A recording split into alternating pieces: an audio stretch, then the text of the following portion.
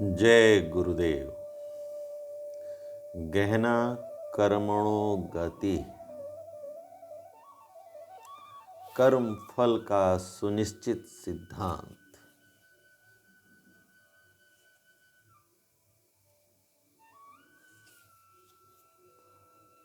Part 3।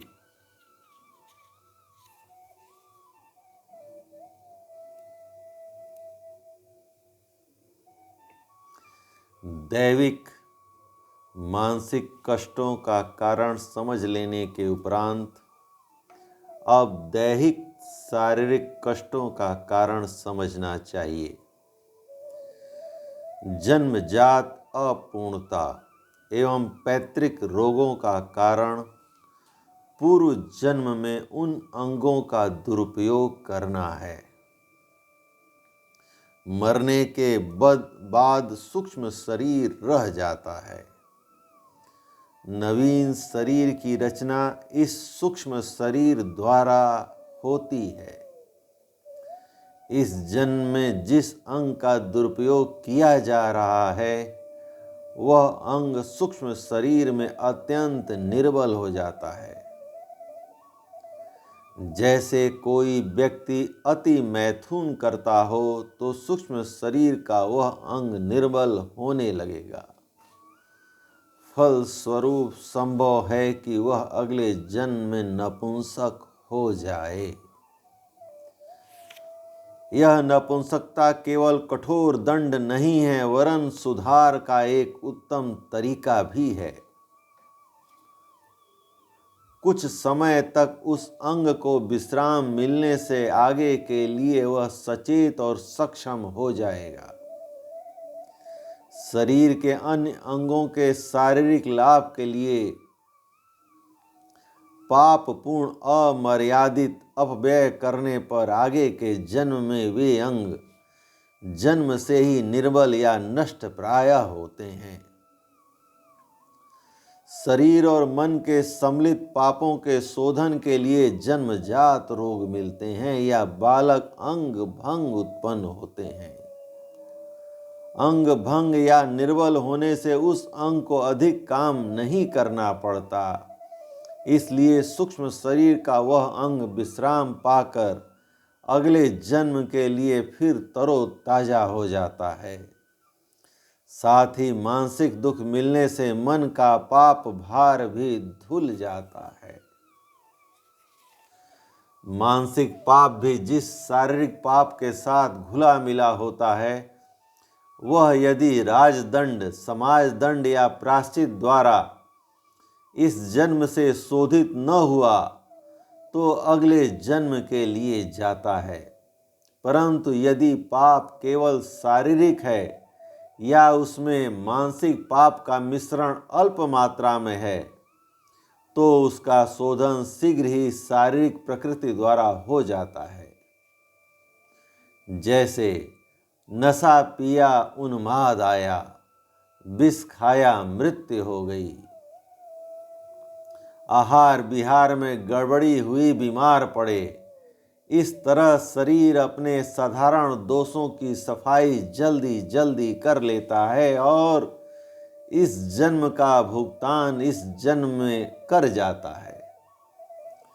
परंतु गंभीर शारीरिक दुर्गुण जिसमें मानसिक जुड़ाव भी होता है अगले जन्म में फल प्राप्त करने के लिए सूक्ष्म शरीर के साथ जाते हैं। भौतिक कष्टों का कारण हमारे सामाजिक पाप हैं। संपूर्ण मनुष्य जाति एक ही सूत्र में बंधी हुई है। विश्वव्यापी जीव तत्व एक है। आत्मा सर्वव्यापी है। जैसे एक स्थान पर यज्ञ करने से अन्य स्थानों का भी वायुमंडल शुद्ध होता है और एक स्थान पर दुर्गंध फैलने से उसका प्रभाव अन्य स्थानों पर भी पड़ता है। इसी प्रकार एक मनुष्य के कुत्सित कर्मों के लिए दूसरा भी जिम्मेदार है। एक दुष्ट व्यक्ति अपने माता पिता को लज्जित करता है, अपने घर व कुटुंब को शर्मिंदा करता है। वे इसलिए शर्मिंदा होते हैं कि उस व्यक्ति के कामों से उनका कर्तव्य भी बंधा हुआ है। अपने पुत्र, कुटुंबी या घर वालों को सुशिक्षित, सदाचारी न बनाकर दुष्ट क्यों हो जाने दिया? इसकी आध्यात्मिक जिम्मेदारी कुटुंबियों की भी है। कानून द्वारा अपराधी को ही सजा मिलेगी, परंतु कुटुंबियों की आत्मा स्वयमेव शर्मिंदा होगी, क्योंकि उनकी गुप्त शक्ति यह स्वीकार करती है कि हम भी किसी हद तक इस मामले में अपराधी हैं। सारा समाज एक सूत्र में बंधा होने के कारण आपस में एक दूसरे की हीनता के लिए जिम्मेदार है। पड़ोसी का घर जलता रहे और दूसरा पड़ोसी खड़ा खड़ा तमाशा देखे तो कुछ देर बाद उसका भी घर जल सकता है। मोहल्ले के एक घर में हैजा फैले और दूसरे लोग उसे रोकने की चिंता न करें तो उन्हें भी हैजा का शिकार होना पड़ेगा। कोई व्यक्ति किसी चोरी, बलात्कार, हत्या, लूट आदि होती हुई देखता रहे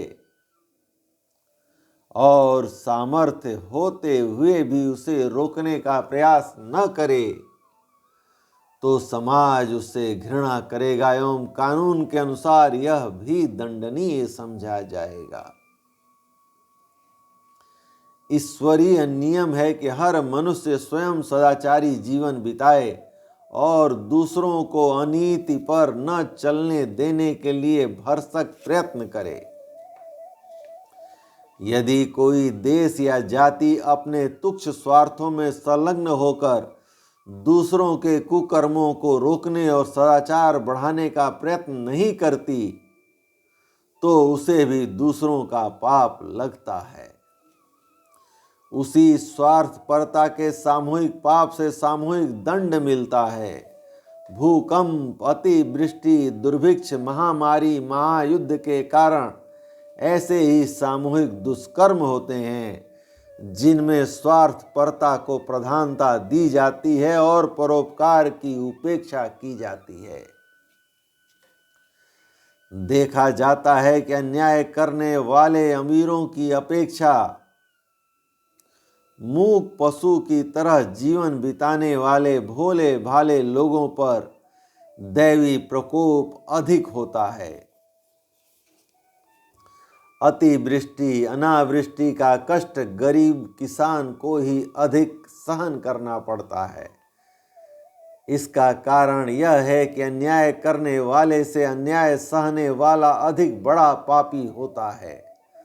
कहते हैं कि बुज़दिल जालिम का बाप होता है। कायरता में यह गुण है कि वह अपने ऊपर जुल्म करने के लिए किसी न किसी को न्योत बुलाती है। भेड़ की ऊन गरड़िया छोड़ देगा तो दूसरा कोई न कोई उसे काट ही लेगा। कायरता, कमजोरी, अविद्या स्वयं बड़े भारी पातक हैं। ऐसे पातकियों पर यदि भौतिक कोप अधिक हो तो कुछ आश्चर्य नहीं। संभव है कि उनकी कायरता को दूर करने एवं स्वाभाविक सतेजता जगाकर निष्पाप बना देने के लिए अदृश्य सत्ता द्वारा यह घटनाएं उपस्थित की गई हों। यह भौतिक दुर्घटनाएं सृष्टि के दोष नहीं हैं, वरन अपने ही दोष हैं। अग्नि में तपाकर सोने की तरह हमें शुद्ध करने के लिए यह कष्ट बार बार कृपा पूर्वक आया करते हैं और संसार को जोरदार चेतावनियां देकर सामाजिक निष्पापता बढ़ाने का आदेश दिया करते हैं। दैविक, दैहिक, भौतिक दुखों का कुछ विवेचन ऊपर की पंक्तियों में किया जा चुका है।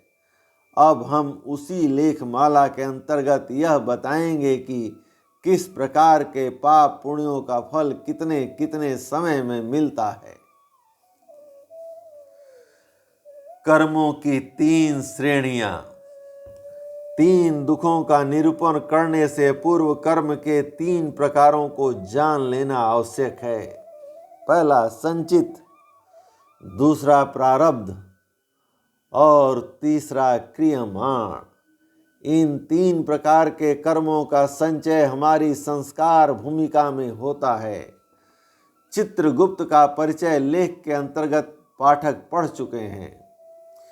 मनुष्य की अंतः चेतना ऐसे ही निरपक्ष, निर्मल, न्यायशील और विवेकवान है कि अपने पराये का कुछ भी भेदभाव न करके सत्यनिष्ठ न्यायाधीश की तरह हर एक भले बुरे काम का विवरण अंकित करती रहती है। धन्यवाद। आज के लिए बस इतना ही।